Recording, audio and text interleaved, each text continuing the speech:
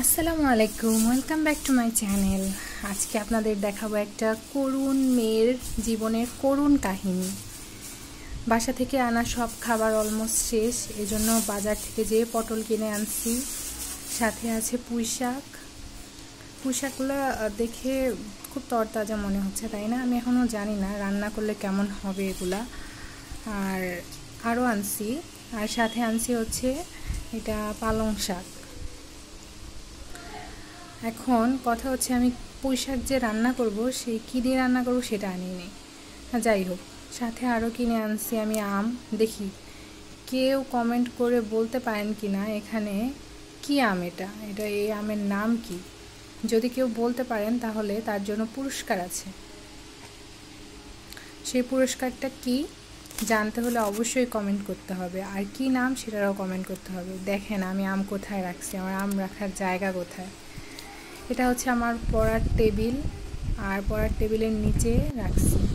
এই দেখেন, আবার সাথে আমি একটা এটা কি চিপস না বিস্কিট আমি কিছুই বুঝি না, কিন্তু খুব মজা, এটা খাবো আর পড়বো। আজকে খুব তাড়াতাড়ি পড়া শেষ করছি, 10টার মধ্যে আমি উঠে গেছি রান্না করার জন্য। দেখেন পুঁই শাক রান্না করছি, এটা পটল ভাজি, ফার্স্ট টাইম পটল ভাজি করলে আর কি যা হয় পারিনি। আর এটা হচ্ছে পটল দিয়ে আলু দিয়ে রান্না করছি, দেখে মনে হচ্ছে গরু মাংসের মতো কালার।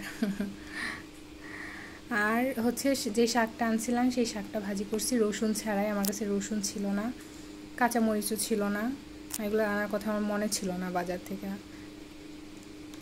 কিন্তু জানি না কেমন হয়েছে, আমি একটার লবণ মরিচ কিছুই টেস্ট করি না এখন পর্যন্ত, আমি খাইও নি।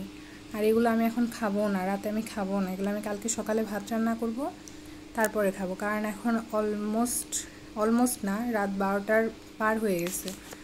তো পটল ভাজি যে এরকম হয় আমি জানি না, আমি কোনো দিন পটল ভাজি করিনি তাই পারিনি। আর এই পুঁই শাকও কেমন হবে আমি কিছুই জানি না, আমি খাবো তারপরে হয়তোবা ভালো হলেও খেতে হবে, না ভালো হলে। দেখেন আমার হাতের অবস্থা কি, রান্না করে একদিন রান্না করে আমার হাতের অবস্থা 12টা বেজে গেছে।